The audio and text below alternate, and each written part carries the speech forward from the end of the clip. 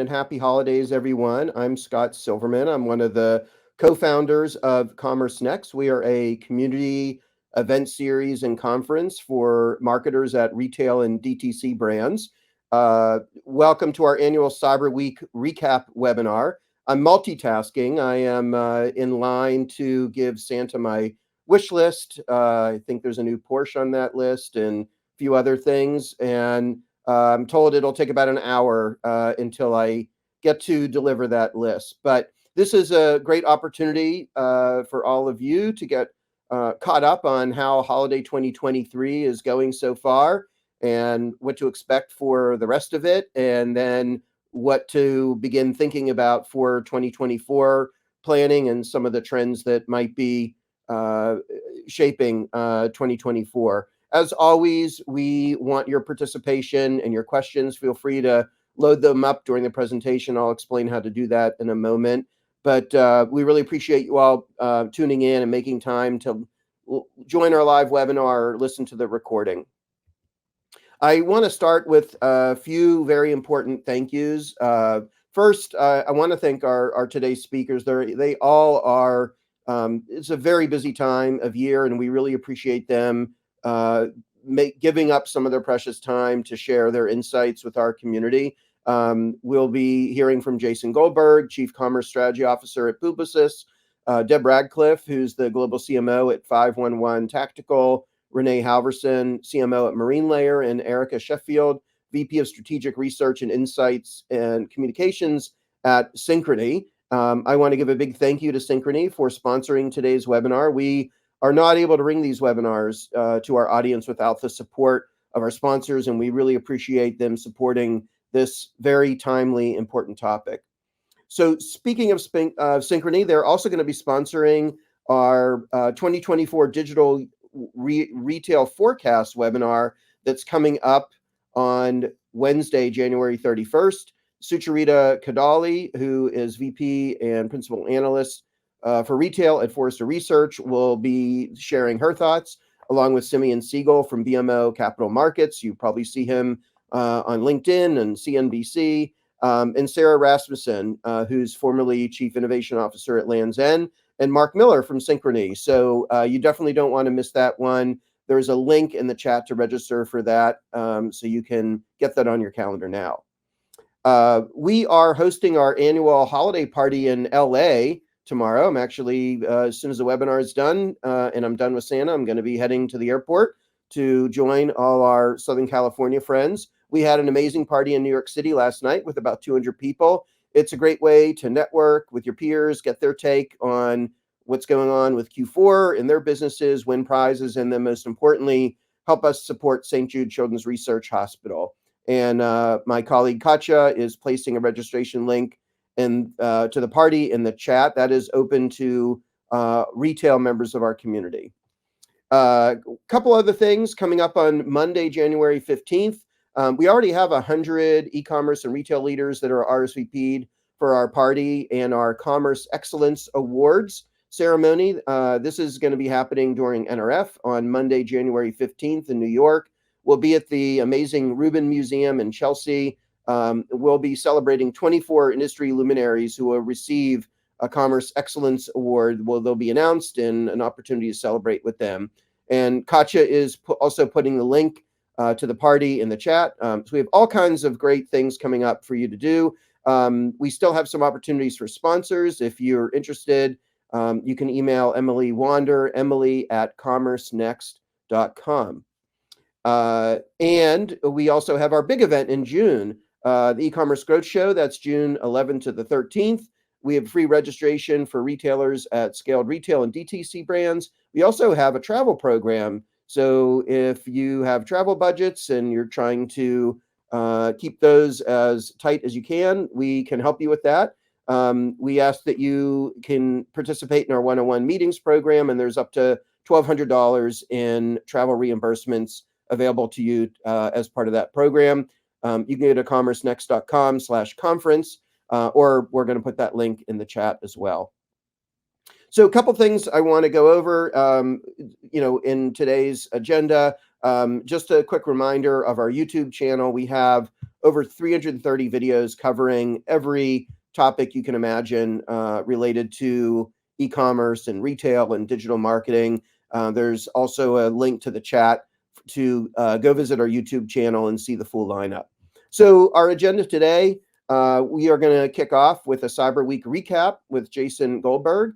We have a couple panel or audience polling questions, and then we're going to jump into a panel discussion. Jason is going to be joined by Synchrony, Marine Layer, 511 Tactical, and that'll be a great opportunity to ask questions from the audience as well. So we will remind you to do that during the panel discussion. Couple housekeeping things. Don't worry if you missed anything. We're recording this, and we'll make a link available to watch the replay tomorrow. And just want to show you a couple things on how to make the most of the webinar. If you look on the upper right, you'll see the chat, the Q&A, polls, and handouts. You want to use the chat if you want to communicate with other attendees or offer a comment on something you heard, get some dialogue going with the fellow attendees. The polls is where you'll have an opportunity to weigh in on some of the questions we'll be asking. There's a handouts tab as well. We have Jason's presentation is one of the handouts. Erica at Synchrony was kind enough to let us share a November consumer survey that has some very fresh data. And our friend Sucharita, who's speaking on January 31st, has a deck of all, like an analysis of the discounts going on across all the different retailers. So go check out the handouts tab where you can see all of that great content. And if you're asking questions in the Q&A, that's also in that upper right there. You can help us prioritize the questions. You can give it a thumbs up and upvote it. And that way we'll know which questions we want to prioritize to ask of the panel. And if you're watching the replay, note that the handouts are available by clicking on the highlighted document on the video player. So with that, I am excited to have Jason join us. He's a good friend of CommerceNext. In addition to his day job as Chief Commerce Strategy Officer at Publicis, he is also half of the team of the Jason and Scott podcast, as he likes to say, the good half. He is a fountain of knowledge about retail and e-commerce trends. This is the third year in a row we've had him do his Cyber Week recap. So, Jason, thanks for joining us, and happy holidays to you. Happy holidays to you, Scott. I'm going to send you some stuff to add to your Christmas list when you get to Santa. All right, excellent. Thank you. Yeah. And side note, it's not lost on me. Scott and I started our careers in sort of the same era, and I'm still desperately trying to help sell TVs on Black Friday, and he's just jet setting from holiday party to holiday party for a living. So well played, Scott. And with that, let's jump right into what happened in Cyber Week this year. As Scott mentioned, in the extremely unlikely event that any of you don't get enough of me in the next 20 minutes, there's like 400 more hours of me on the interweb. As Scott alluded, I have a much smarter co-host, Scott Wingo, that many of you would be familiar with. He was the founder of Channel Advisor, and we talk about the kind of issues we're going to talk about today every week on the podcast. And Scott Silverman has been a numerous guest, in fact. So in order to really understand holiday, it's good to put it in the historical context. And so I do like to remind people of what we all have lived through the last several years. So we're now in the 11th month of 2023. So 2023 is almost in the books. We have the two most important months of the year happening right now. The last full year we had was 2022. And in 2022, we sold $7.1 trillion worth of stuff in the United States of America. That was a nice 8.2% bump from the year before. It was 31% up from the pandemic. And people always ask me, is $7.1 trillion a good number? Like, was that good outcome for 2022? I always like to say it's a freaking amazing number. 2022 capped the greatest 3 years in the history of retail. So ordinarily, retail has grown about 4% a year. In 2022, we grew it if you take auto and gas out, we still grew at over 7% for that year. We grew 14% the year before. So we're coming off of these 3 amazing years, which makes it somewhat hard to talk about comps and this year versus last year or this year versus 2 years ago. So how are things going this year? Well, from the U.S. Department of Commerce, we have data through October. So we have 10 months of data. And so far, year to date, we sold $5.9 trillion worth of stuff. That's up a very modest amount from these same 10 months last year. So it's up only about 2%. It's up 35% from before the pandemic. And I always like to sort of visualize how these years played out. So this is 2019. This is the normal shape of retail in the US. You see that unsurprising spike at the end of the year in November and December as we come into holiday every year. And then the pandemic happened in 2020. And you remember when the NBA canceled its season, we all panicked. You see that huge dip in retail sales that happened that first month there in April. And then we quickly recovered. There was all this discussion at the time.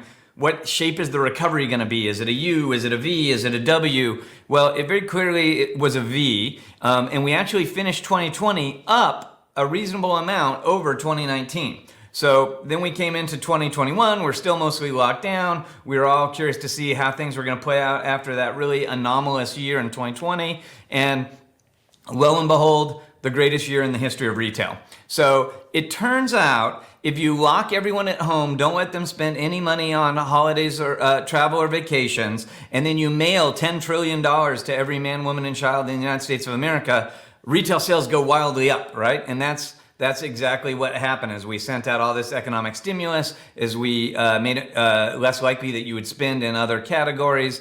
Retail had this monster year in 2021. And at the end of that year, I probably gave a lot of practitioners on this call advice that this is probably a good time to retire because we're probably going to struggle to comp against this 2021 number. And luckily, very few people ever take my advice because if you remember last year, 2021, we still had healthy growth over that monster number of 2021. So now we're living through 2023. And how's it playing out? I already told you it's much more meager growth. You can see we're tracking very closely to that 2022 number. So we're not seeing the kind of growth we would have even in a traditional pre-pandemic year, much less the accelerated growth we've been accustomed to since the pandemic. And of course, that's retail as a whole. There's always winners and losers. So if we think about the categories that did phenomenally well since the beginning of the pandemic versus the categories that didn't, that top category, what the SIC code calls non-store sales, which is mostly e-commerce, is of course the biggest winner. Restaurant and food did particularly well. Home improvement did well. Things like consumer electronics and apparel and home furnishings did particularly challenging against those industry averages. And if we look at these categories, just how we're doing year to date this year versus last year, you can see even more clear winners and losers. You see those restaurants, you see healthcare, you see e-commerce is still doing very well. Automotive is tracking above the industry average. And you see a lot of the traditional specialty retail categories like sporting goods, consumer electronics, building materials, and apparel have not had a particularly good year in 2022. And obviously when we talk about these numbers, everyone likes to bring up inflation.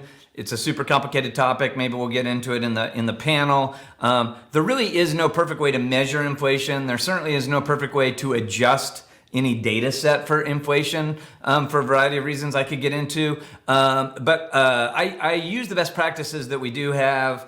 If we look at the U.S. government's CPI index for all consumer goods, inflation in October was up 3.2% year over year. That's not too bad by historical standards. In December of 2019, we were up 2.3%. So inflation has peaked at like 7.5%. So it's come down quite a bit. And if we try to adjust all the retail sales data I just gave you, would be that dark blue line in this graph, and you say, if I take inflation out of that dark blue line, what does retail growth look like? Well, it looks like that yellow line, right? And what that means is the 2% growth we've seen this year would actually be negative 2.2% without inflation. So we've actually shrunk were it not for inflation. And the 35% growth we've had since the pandemic, more than half of that is attributable to the unusual inflation we've had over the last several years.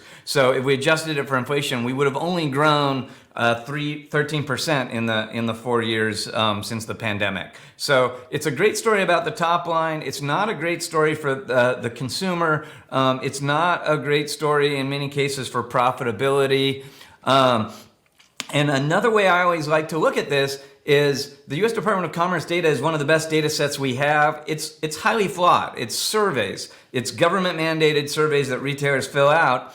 And so a better source is actually the retailers' accountants, right? And so the top 10 retailers in the United States of America are all public. They all have to disclose their quarterly earnings. They all have finished their Q3 earnings reports. And I know this chart is a little hard to measure. This is quarterly growth for those top 10 retailers. And then there's an 11th data set in here, which is the U.S. Department of Commerce industry average. And if you look to the far right, which is Q3 2023, you'll see that light blue line, the industry average is at 2%. It's above zero.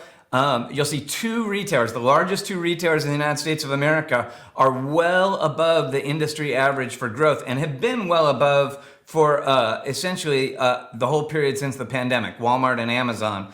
But look at the other 8 of the 10 biggest retailers in the US. All 8 of them are below zero. They actually shrunk in Q3 of 2023 versus Q3 of 2022. So it's been a very bifurcated holiday. It's a little bit hard to even talk about the industry average because the experience of your Lowe's or Target is very different than the experience of your Amazon or Walmart in this case. But of course, a lot of people on this call are particularly interested in e-commerce, so we break out those numbers. The accurate e-commerce numbers from the U.S. Department of Commerce come a month later than some of the other numbers I've shared, so we only have like the really good numbers for January through September, and in that period, so 3 quarters, we have sold just under $800 billion worth of stuff. That for year to date represents about 15.4% of retail. It's a 9% growth since 2022.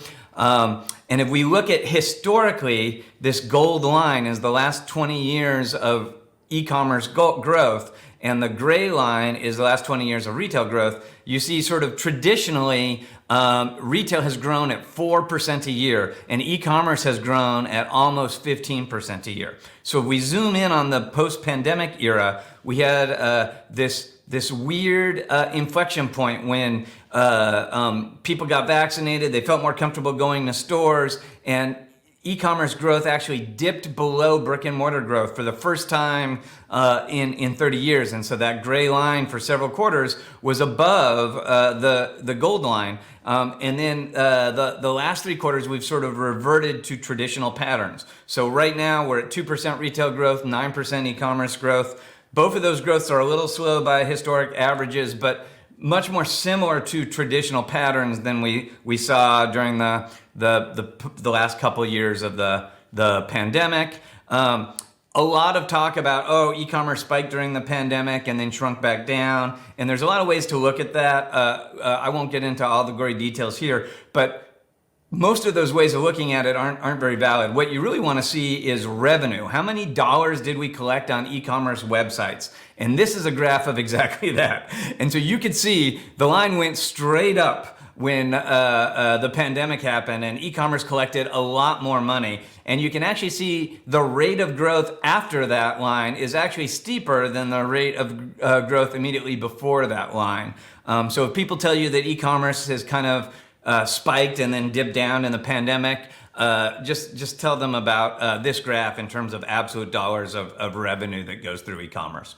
So that is kind of the background that sets the table for what I'm calling Swift Christmas 2023, because as you know, Taylor Swift has taken over the world and she now owns the US economy and certainly owns the holiday season. For those of you that don't know, she was named Time Magazine Person of the Year today. When we're talking about holiday, it's really easy to get caught up in the hype. A lot of news articles talk about this being the best Thanksgiving weekend ever. And you really have to take some of those news reports with a grain of salt. Like you may well have seen news clippings like this. News clippings like this come out every single year. We set a record. More people went shopping on Black Friday than ever before, according to the NRF. Adobe says more people spent money on Cyber Monday than ever before. But what you need to remember is, with the exception of one quarter, retail has gone up every quarter for 30 consecutive years. So if you don't set a record every holiday, you're really underperforming. So that really isn't a good yardstick. That's not a good bar to measure holiday. So what we really have to say is, what do we historically do for holiday, and are we doing better or worse than we do historically? So another problem we have is everyone has a different definition of holiday. Some people call it November and December. Some people call it November through January. There's a lot of gift card spending. There's a lot of purchases when people make returns in January. So November through January is a common thing. And then in modern times, we've had a lot of early sales in October, and there certainly is a concerted effort to start holiday earlier. We'll talk about that later. But so if we look at that U.S. Department of Commerce data and we take holiday as November through January, on average, we grow 4.4% a year. Last year, we did better than that average. We grew 5.6%. And as you can see, that's 3 years in a row that we did better than that average. So if we're going to have a typical holiday this year, retail needs to grow at 4.4%. We need to set a record by 4.4% more than we did last year. And even that would still be a deceleration from last year's 5.6% growth. So hopefully that makes sense. I'm happy to talk about it. So in that context, let's see some of the data sources that are real time enough to report on sales last week this week. And the first thing I'm going to tell you is all of these sources are directionally interesting, and I encourage you to keep track of all of them, but they're wildly imperfect for a variety of reasons, right? And you're going to quickly notice that they don't agree. So there's a lot more real-time data on e-commerce than there is brick-and-mortar retailers, right? So for e-commerce, we have giant panels with millions of users like SimilarWeb and Comcast. We have vendors that serve a huge chunk of the e-commerce community like Adobe and Salesforce. And we have credit card panels that process credit cards like MasterCard and Affinity and others. So Adobe said Black Friday was up 7.5% for e-commerce, and Cyber Monday was up 9.6%. And they would say Cyber Monday is the biggest online shopping day of them all. Salesforce disagrees. Salesforce had e-commerce up at 9% on Friday and only 3% on Cyber Monday, which is a pretty big variance. They each have a slightly different definition of retail. They like to measure slightly different things. But this is a bigger variance than we normally see. Last year, there was a little bit of controversy because, again, last year they disagreed on which day was the biggest e-commerce day. But this year we have a bigger delta. But again, if you think about the fact that e-commerce has been growing traditionally at 14%, post-pandemic, we'll call it 9%, 9.1%, very few of these numbers are approaching that 9%. So for e-commerce, this is slightly less than the growth that we saw in October, for example.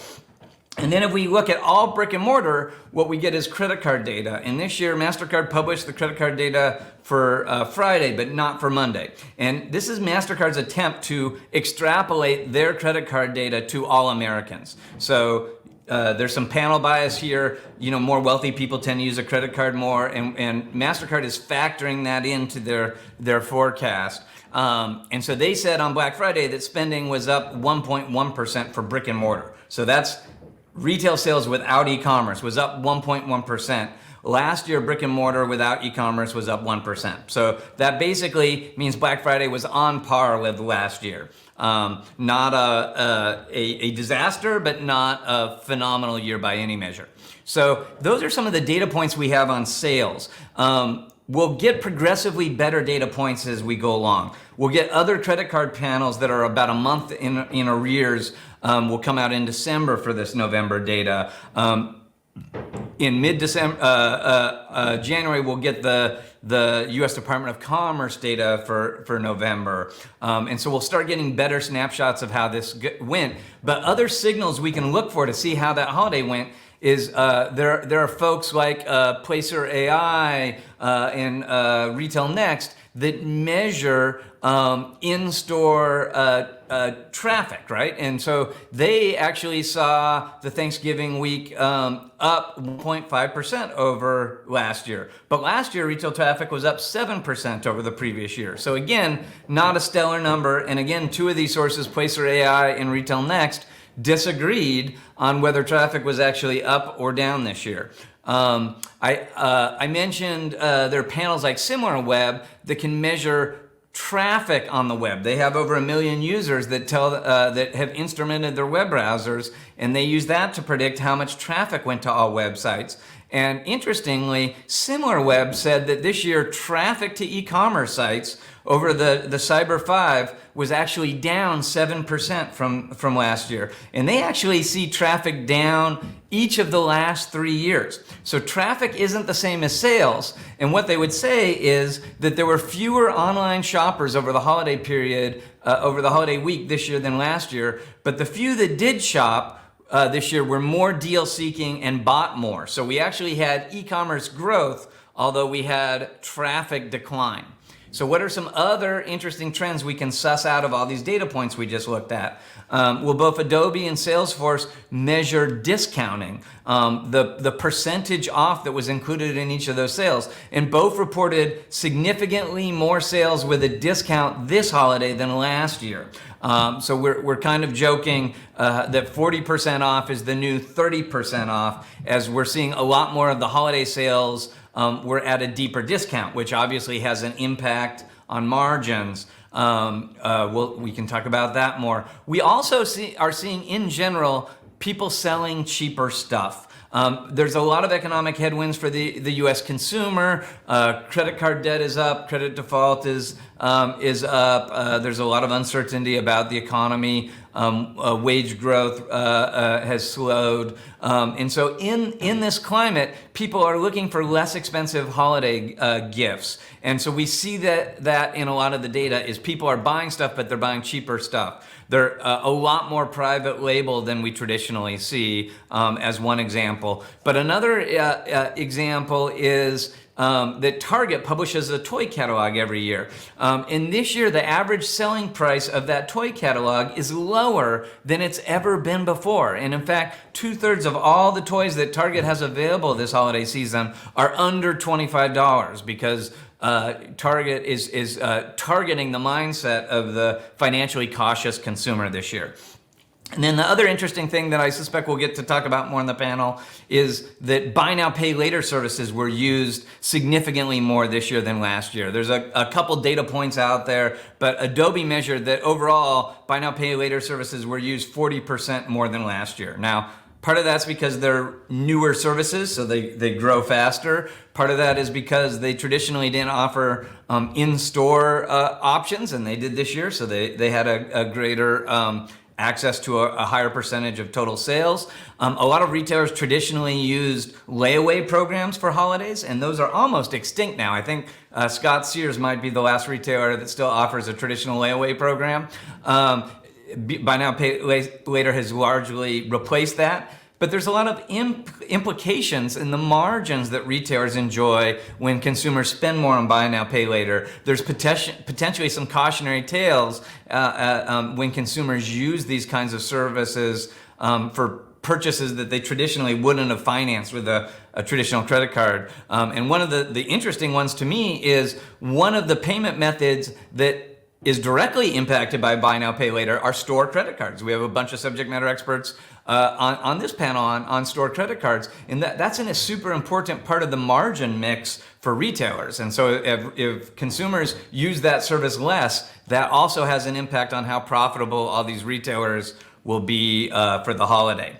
So I teased earlier that everybody started their sales earlier. Amazon, of course, has a second Prime Day in October. Most retailers responded to that with their own deals. And so, one of the narratives we always talk about is the flattening of the holiday season, that the spikes aren't as important because now all the days of holiday are important and the holiday is starting earlier. Everyone talks about holiday being November, but isn't it really October now? And while the sales started, the purchasing did not start, right? And so if we just look at October growth every year, on average, October grows about 4.6% a year over year.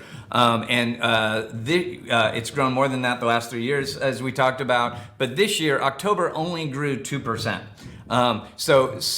Spending actually slowed down in October in spite of those sales. And the hypothesis is that consumers are really worried about their budgets, they're really worried about the economy, and they're waiting for the very best deals to make purchases. So the spikes actually surprised us a little bit by being a little better this year on Black Friday and Cyber Monday, but kind of at the cost of a lot of this early shopping that we had started to see the last several years. So a couple other interesting trends that I'm watching this year, and then we'll get to the interactive part of the webinar. But I'm calling this digital Christmas. So if you think about what Christmas morning looked like in a lot of households just a few years ago, you had all those kids with the excited toys they're playing with under the tree.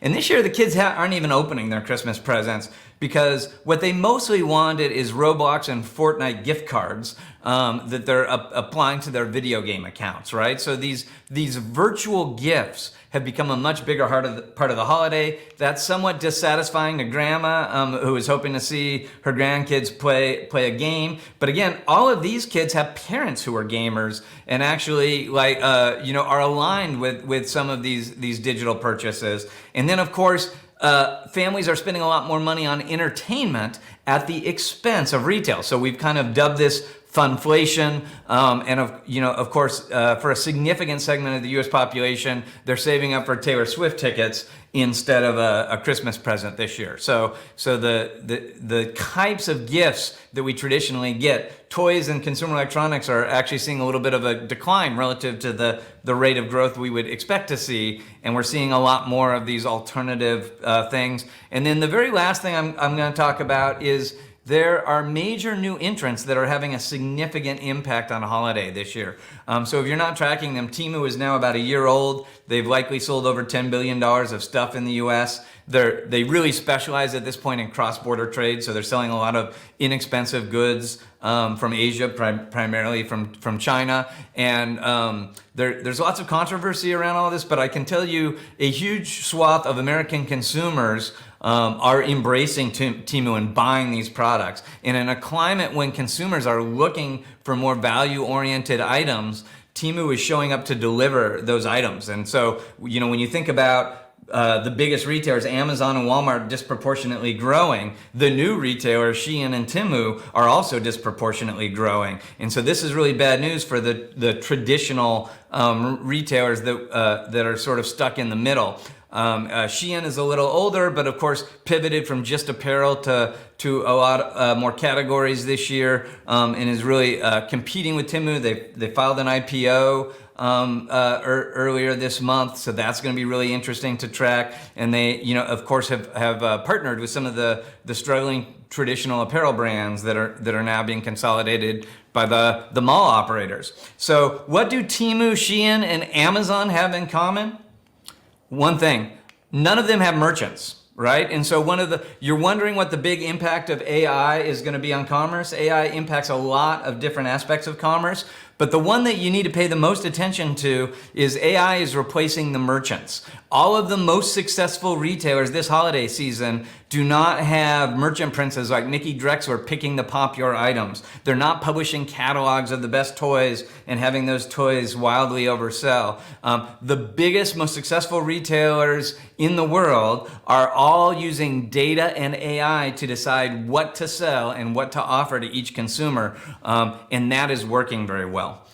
So my very last point, the last several years have always had to talk about supply chain. We've had to talk about inventory being low, or potential Teamster strikes, or increased shipping costs, or all of these things. And I'm happy to say that none of those are really a problem this year, that we've really gotten much better at our supply chain. We've diversified our supply chains. We've hardened our supply chains. We've applied a lot more AI to our demand forecasting. So by almost every metric, the supply chain is really dialed in this year. But fun fact, it's not likely to affect holiday, but guess what we're going to be talking about in Q1 of 2024? Oh yeah, global warming has dried up all the water in Panama, and there's now not enough water to let boats through the Panama Canal. So for those that don't know, the vast majority of goods that reach the United States from Asia come through the Panama Canal. The Panama Canal lets 40 giant boats through every day, and they're now, due to drought, constraining the number of boats. We're at 20 boats a day, which is half of the usual flow, and that's about to go down to 18 boats. If you have goods that you're desperate to get through the Panama Canal and you want to jump to the front of the line, that's a $4 million fee to get your boat in line. And this is likely to only get worse. And so next year, we're likely going to be talking about supply chains getting more expensive, goods getting more expensive to ship as they have to take alternative routes, as the capacity we have in the Panama Canal is constrained. So if you're looking for all good news, you're worried there'd be nothing to be worried about, to talk about over the Christmas dinner table this year, I'm here for you. You're welcome. And those are my big trends for holiday. So I'd love to hear from the rest of our panelists and answer any questions that might have arose. But I'm certainly grateful for everyone's time and attention. Thank you so much, Jason. Always so much great information, and really appreciate you compiling that for our community. So I'd like to bring our panel up and begin having some conversation here, what they're seeing in their businesses. And I thought we can start by having each of you introduce yourself and maybe one interesting customer trend that you're seeing during the holiday season so far. So why don't we start with Renee from Marine Layer? You could introduce yourself and one interesting customer trend so far. Awesome. Hi, I'm Renee Halvorsen. I'm the CMO of Marine Layer. We're a casual apparel brand based in San Francisco, all about kind of like carefree, optimistic weekend clothes. Interesting observation about this holiday. I think one thing we were also kind of looking at is that Thanksgiving was earlier in the month this year versus years prior. It was the 23rd of November versus in years past, it's been closer to like the 28th. It'll be the 28th next year. And I think it also added the sense of like, I can wait for the deal. So we really saw like a big conversion fall off and folks really waiting for those offers the week before that had us, biting our fingernails. But there was a big kind of conversion pickup over the Cyber 5. All right, Erica, so you have access to a tremendous amount of data from credit cards and being a financial institution. I'd love to, if you could introduce yourself and tell us kind of what you're seeing. Sure. Hi there. Nice to be here. I'm Erica with Synchrony, VP of Research. And I know Jason really touched on this, but one trend we're watching very carefully is the record-breaking use of buy now, pay later, which is increasing over time. Shoppers use buy now, pay later to pay for $940 million worth of online purchases just on Cyber Monday alone. And that's up 42% from last year. So this certainly has a really big impact on our business. And we're seeing, this frictionless payment method is really enabling a lot of extra purchases. So something we're really carefully tracking at Synchrony. All right, and Deb. Hi, everyone. My name is Deb Radcliff, CMO at 511 Tactical. We are a global brand for military, public safety, first responders, and adventure enthusiasts. We're based in Costa Mesa, California, with 124 company-owned retail locations in the domestic U.S., 2 internationally in Hamburg, Germany, and Bankstown, Australia, and more than 1,100 wholesale partners globally, and also our website at 511tactical.com. And one interesting trend that I've been seeing lately, which is quite interesting, and I'd love to know how it's performing, is live streaming TV or streaming TV commercials with QR codes. Because by the time I launch my camera app, the code's gone. So I would love to know what the engagement is, what the actual, what the consumer experience is. I found that interesting. And another one that we've seen and also been reading in the trades is mobile is finally taking over desktop. And it's really a good thing that we just redesigned our mobile experience. So we're definitely seeing this trend at 511. Great. Well, if there's anyone in the audience that is have some experience either running or being a consumer of these live streaming and catching QR codes, please put it in the comments, and we can report on that. So, Eric, I want to go back to you, and you've like Synchrony does a lot of surveying. You have a monthly survey. You talk to 1,000 consumers. You had one at the beginning of November, and consumers told you that they still want to remain careful about spending. Did you see that play out? In the Cyber Week so far, and is what the consumers said they were going to do? Is that what they're actually doing? Well, according to our consumer sentiment tracker, in November, 2/3 of consumers had a positive outlook for this holiday season and for 2024 shopping. However, we do see a much higher positivity amongst those with higher household income of 100K plus, and those with a lower income, who are really in the 50K and below bracket, are much more likely to be feeling financial pressures and have a less positive outlook.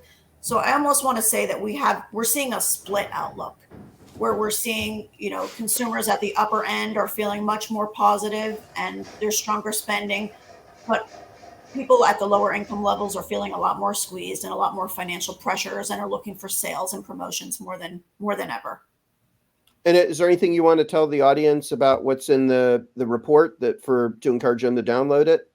Oh, sure. Well, ever since the beginning of the pandemic, when it first started, we were really curious. We had a lot of unanswered questions about how consumers are feeling and how they're going to react with spending. And we started surveying 1,000 Gen Pop consumers every month to really track their outlook, their thoughts about finances, and their spending over time. And we've seen a lot of interesting trends, and we've been able to really, I would say, share these insights internally and also with our retail clients.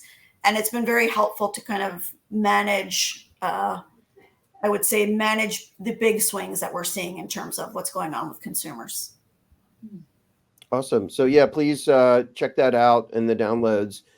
Renee, when I was starting to work on the webinar, I was looking at your website, and it was, probably mid-November, and it I wasn't seeing holiday featured.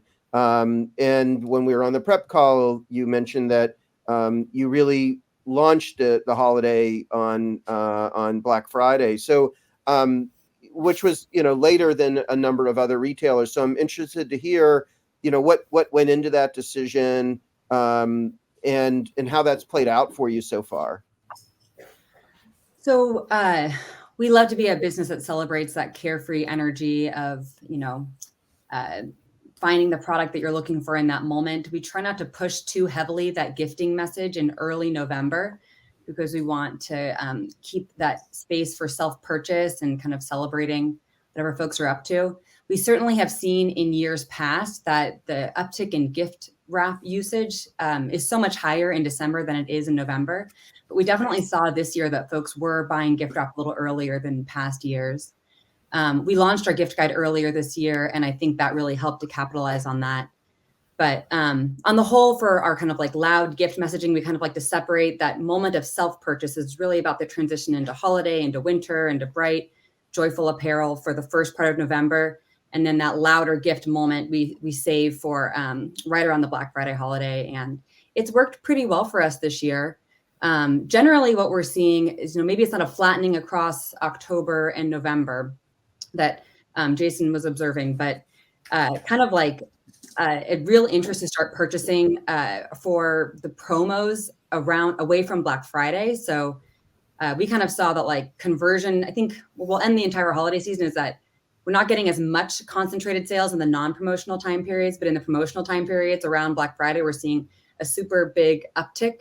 But then it's also not just isolated to Friday. Like a lot of the growth came from Saturday and Sunday and Wednesday and Monday. So it's like a flattening across Cyber 5, but then like a greater uptick overall in the promo time periods related to the other days of the month.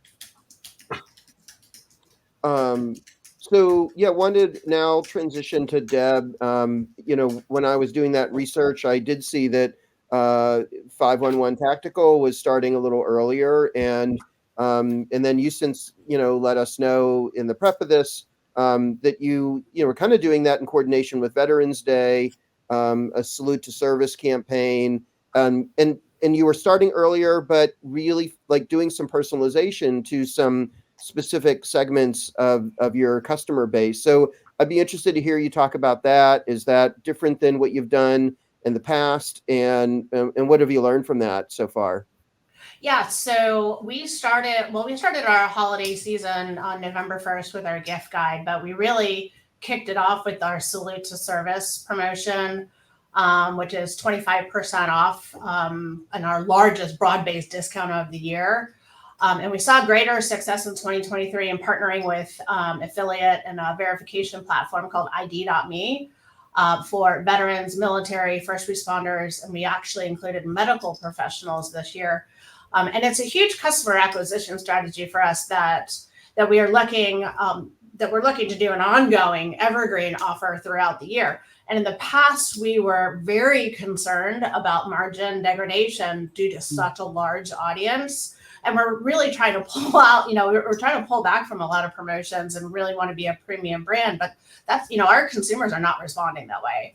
And so this particular Salute to Service promotion was really an effective acquisition play that we're seeing huge results. And this really jump-started our season.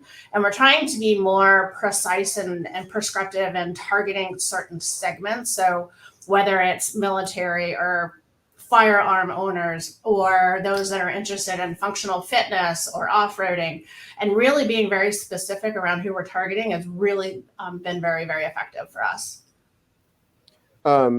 Yeah, I mean, your comment about discounting is an interesting one. I mentioned at the top of the webinar, I happen to notice Sucharita Kadali from Forrester, they put together a whole presentation they gave me permission to share that with our audience of what promotions are looking like and how steep they are from retailer to retailer. That it was really interesting. But yeah, I'd be interested to hear, from the entire panel, like what you're feeling about discounting, how, what consumers are expecting.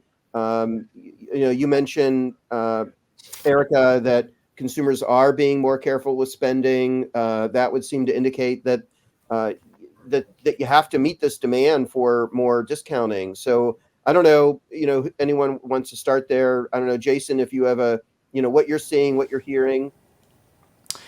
Yeah, well, so sadly, price always plays at the very top of consumers' decision tree. It's super important. It's extra important this year. If you really need to compete on the big trending holiday days, it's a very promotional holiday, right? So in order to get the consumer's attention, you probably are going to have to offer a steep discount or really merchandise more value-oriented merchandise, right? So they came for a branded item, and you sell them an owned brand that you can afford to offer them more affordably, or different bundles or things like that. But it's complicated because we're increasingly seeing a strategy where people that realize they probably can't compete with the biggest players for the discounts on these peak days are actually opting out and just saying, hey, I know I'm not going to win sales on Cyber Monday. I know I'm not going to win sales on Black Friday, but there's still a lot of pent-up demand. I'm going to use my promotional budget when it stands out more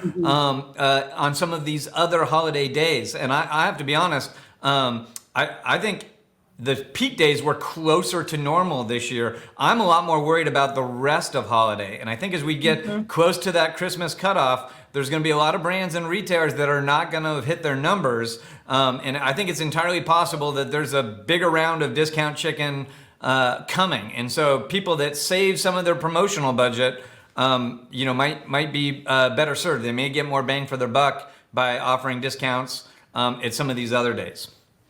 Something that worked really well for Marine Layer this year, I feel like in years past, we've tried to be kind of cute about our promotional strategies. So offering different deals on different days based on when we think the traffic is going to show up and when we can optimize conversion. And that really doesn't work well for paid social acquisition on Meta, because Meta does not like it when you change creative midstream. It kind of likes to see the same content get served for a longer period of time so it can optimize who it serves it to. And so this year, we actually offered the same deal from Thursday through Monday. It wasn't meaningfully deeper than years past, but it was the exact same offer. There was no exclusions. It was just 25% off the site. And what I think it's definitely deeper across the market, but I think what also really works well is simplicity. Like, customers are smart. They have so many different options to shop. We're not necessarily responding to every single email or all the drama or the changes that you're putting out in your marketing content in each moment. So I think focusing on an offer that was clear and easy to understand and the same for a couple of days and gave the customers the options of when do I want to shop and what's happening really worked. And something that I was like completely surprised by was the conversion rate uptick that we saw at the end of Cyber Monday. It felt like a lot of customers were just waiting, knowing they're smart. They know that these offers start on Thursday and they go through Monday. We saw a 15% conversion rate on our site from the 8 and 9 o'clock hour on that Monday. So just feels like customers are smarter in the market. They know the discounts are coming, and you kind of have to play to that expectation and make it work for your business. Oh, great suggestion for people to make a note for next year. So I want to, shift a little bit towards marketing and customer acquisition. We like to talk a lot about paid media and performance marketing at CommerceNext, and I'm interested to hear, how is it different this year than last year? There's been so much happening in this area. The rise of TikTok, TikTok Shops launched. There's been a lot of hand-wringing about the customer acquisition prices going up for paid media on Meta and Google. I don't know, Deb, do you want to start? Kind of what are you seeing, and how things are different this year compared to last year on paid media? Yeah, we at 511 we doubled down on Google PPC, affiliate, paid social, and YouTube. Actually found a couple of really amazing YouTube influencers to help us promote our brand that's relevant to that audience. And we saw double-digit results and really, really strong ROAS. Our online traffic was super strong and up double digits versus the prior year. It's also particularly because we did audience profiling and prospecting through our new CDP, Zeta Global. And it worked exceptionally well and drove a ton of new customers to the site. It did reduce our conversion rate significantly, but we also see that as a potential to retarget these consumers who didn't purchase during the promo period, but did come to the site. But our results were just really some of the record results in the history of the company. So this was a really good holiday season for us. Oh, well, that's awesome. Congratulations. I'm not hearing that across the board. As like I was asking everybody at our holiday party in New York, and I got a lot of, it's okay. And it's kind of hard to tell how it is compared to plan, but I'm guessing the okay is it's okay compared to plan. So we have about 5 minutes left, and we promised in this webinar that we were going to look ahead to 2024. So I want to make sure we do that. Maybe Renee, we'll start with you. What are your expectations for 2024? Anything you can talk about? What you're prioritizing on your roadmap are you thinking more omni-channel, or, focus on customer experiences, different, acquisition, modeling, or mixing up the channels, anything like that you can share about what you think is going to happen in 2024? Well, the omnichannel piece is certainly relevant for Marine Layer. We have 47 stores across the country, and it was really cool seeing the zoomed out perspective of what was going on between e-commerce and retail for the last couple of years, because I think we want to make sure that our retail experience is kind of up to snuff with where our e-commerce business has been for the last couple of years. There's been so much growth in e-commerce and so much focus in our business around driving e-commerce growth that I think there's an opportunity for us to focus our marketing lens and ensure that the overall store presentation and experience is exactly where it should be. So that's a big thing for us to focus on next year. We're also having a lot of fun on TikTok. I think it's a totally different environment. The relationship between like organically driven content and paid content is different than anywhere else. And so trying to find the right form of content for Marine Layer that reaches a lot of folks and then hopefully starts to drive more and more conversion. If you think about it from an impression share standpoint and the opportunities there, it's a really efficient channel. So I think we're trying to figure out how to kind of like rein it in and make it be a consistent growth driver for us. All right, Deb, how about you? Yeah, so we're looking at less promotionality and being more strategic than just offering 20% off the entire site. And we're looking at different ways to drive traffic, like gift with purchases or BOGO type offers. Product bundling is really good for us when it comes to like things like backpacks with pouches, or jeans with belts and socks with shoes. And also our number one priority is improving our brand awareness through top of the funnel tactics and brand exposure through like key strategic partnerships that align with a couple of key areas: functional fitness, off-roading, and competitive sport shooting. As I always tell my team, if we try to do everything, we won't accomplish anything. And so really being focused and intentional is more profitable and gives, my team the priorities to help them really accomplish our key objectives and our revenue goals. All right. And Jason, what do you like, if there's like one or two things you think everyone should be thinking about for 2024, aside from the water levels in the Panama Canal, what would that be? Yeah, I think it's going to be a very bifurcated year. I think there's going to be some significant winners and losers. There's this great Warren Buffett quote that only when the tide goes out do you find out who's not wearing a bathing suit. And we've just had these 3 years where we had like phenomenal growth, and like no matter what you did, you were likely going to do pretty well. And now we're seeing some economic headwinds. We're gonna see some more challenges for the consumer, and it's gonna put some of the people that don't have a differentiated offer like in a challenging situation. So I think we're gonna see some people that have been able to hang on the last couple of years really struggle this year, but we're gonna see the people that really resonate with consumers and have a differentiated offer and really win the hearts and minds of the consumer do well, because there is gonna be a lot of spending. So I think this is gonna be one of those years when the tide goes out and we find out who's wearing a bathing suit. Mm-hmm. So Eric, we'll wrap up, or Erica, we'll wrap up with you. There were a lot of comments from the audience about buy now, pay later. So I don't know if you want to offer any other commentary on that, and then maybe just wrap up with, how retailers should be thinking about sentiment and the health of the consumer going into next year. Sure. I saw some questions about buy now, pay later returns, whether that data is available. And I know that there's tons of actual retail data and return data for buy now, pay later. But I can tell you something interesting that we heard when we did a lot of qualitative research around buy now, pay later, trying to understand the experience, because we also do offer a buy now, pay later solution. And that's that when you go to the retail store to do returns, most associates don't even know buy now, pay later exists, even if it's private label for that retailer. So there's a big gap there. And then also, a lot of people, if they're not using an app, they don't even know how to access their buy now, pay later purchased data or receipts for the purchases they have made. So while it is a frictionless payment method, returns do offer a whole another layer of complication for buy now, pay later that can be improved with the use of an app. But at the retail level, it's there's going to be a lot of training needed in the future.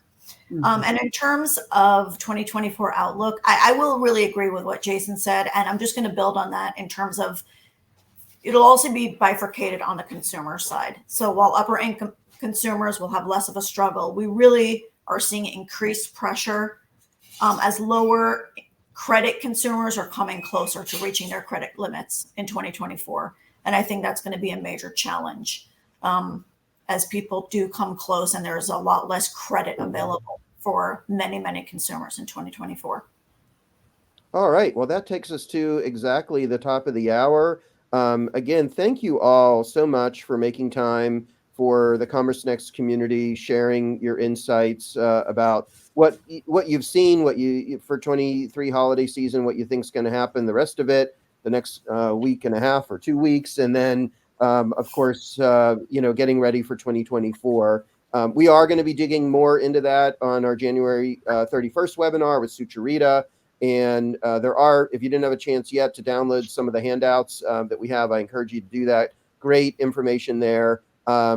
Wish all of our audience a wonderful holiday, both professionally and personally. We look forward to seeing everybody in 2024. Happy New Year. And thank you again to our speakers and panelists. Thank you, Jason, for the glitter. And we will see you all next year. Have a great rest of your day and holiday. Happy holidays, everyone. Happy Thank holidays. you.